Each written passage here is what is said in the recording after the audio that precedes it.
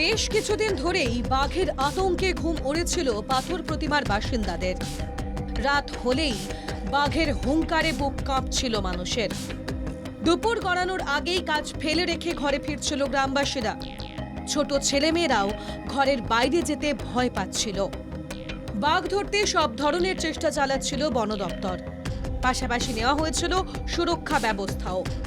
শেষ পর্যন্ত মঙ্গলবার বন দপ্তরের কর্মীরা সেই বাঘকে ধরে ধনশির জঙ্গলে ফেরত পাঠিয়েছেন।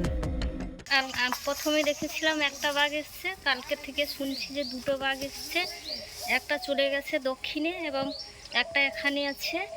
আমরা খুব ভয়েতে আছি এবং ছেলেমেয়েরা স্কুল টিউশন যেতে পারছে। যখন তারা জঙ্গলে স্ক্যানিং করছিল, জঙ্গল ধরে হেঁটে আসছিল, তখন একটি টিম তাদের সামনে বাঘটি পড়ে যায় এবং তারা বাঘটিকে ড্রাইভ করে সাকসেসফুলি ধুনচির জঙ্গলে, যেখানে আমরা 18 কিলোমিটার নেট দিয়ে ঘিরে রেখেছি, সেই জঙ্গলে তারা বাঘটিকে ঢুকিয়ে দিতে সমর্থ হয়। বন দপ্তরের কর্তারা রয়্যাল বেঙ্গলকে জঙ্গলে ফেরত পাঠানোর দাবি করলেও তা বিশ্বাস করতে পারছেন না গ্রামবাসীরা।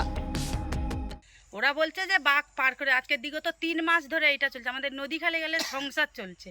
তো ওরা এরকম করছে, দিনের পর দিন এসে এখানে ঘাটে নৌকো দিয়ে একটু আধটু ডিউটি দিয়ে বলছে বাঘ চলে গেছে, এ করছে ও করছে, অনেক কথা বলে ওরা চলে যাচ্ছে। আমাদের ভয় তো, আমাদের নদী এলাকায় বাড়ি, মানে আমাদের ভয় তো কোনোদিনও কাটবে না। ঘুম থেকে উঠে বাড়ির বাইরে চোখ যেতেই আত্মারাম খাঁচা ছাড়া হওয়ার জোগাড়। গৃহকর্তা দেখলেন তার বাড়ির পাঁচিলে শুয়ে আছে বড় সড়ো রয়্যাল বেঙ্গল টাইগার। শীতের মিঠে রোদ রীতিমতো উপভোগ করছেন বাঘমামা। উত্তরপ্রদেশের পিলভিটের আটকোনা গ্রামের ঘটনা। বাঘের খবর ছড়িয়ে পড়তেই তীব্র আতঙ্ক ছড়ায় এলাকায়। খবর পেয়ে ঘটনাস্থলে আসে বন দপ্তরের লোকজন। कुछ नहीं, हमने देखा एक बार तो हम चौंक गए। उसके बाद जब सब इकट्ठा हुए फिर हमें डर भी नहीं लगा। স্থানীয় বাসিন্দাদের অভিযোগ, বেশ কিছুদিন ধরেই লোকালয়ে চলে আসছে বাঘ। বন দপ্তরকে জানানো হলেও বাঘ ধরতে তারা কোনো উৎসাহ দেখায়নি।